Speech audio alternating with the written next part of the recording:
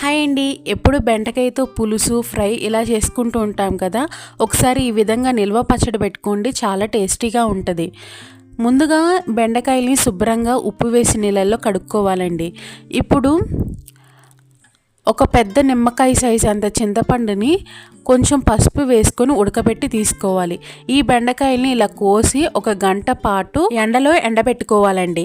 ఇప్పుడు చింతపండు గుజ్జుని ఒక మిక్సీ జార్లోకి వేసుకొని మన టేస్ట్కి తగినట్టు ఉప్పు, చిటికెడు పసుపు, 2 టేబుల్ స్పూన్ల కారం, 1 టేబుల్ స్పూన్ మెంతిపొడి, 1 టేబుల్ స్పూన్ జీలకర్ర పొడి, కొన్ని ఎల్లుల్లిపాయ రెబ్బలు వేసుకొని మిక్సీ పట్టుకోవాలి. ఇప్పుడు బెండకాయల్ని డీప్ ఫ్రై చేసుకోవాలండి. బెండకాయలు అనేది లైట్ గోల్డెన్ కలర్ వచ్చాక తీసుకొని ఈ పేస్ట్లోకి వేసుకొని ఒకసారి ఉప్పు కారం చెక్ చేసుకోండి. ఇప్పుడు పచ్చడికి తాలింపు పెట్టుకోవాలి. ఈ పచ్చడి అనేది ఒక 30 రోజుల నుండి 45 రోజుల వరకు నిల్వ ఉంటుందండి. అంతేనండి, బెండకాయ పచ్చడి రెడీ. వీడియో నచ్చినట్టయితే లైక్ చేయండి.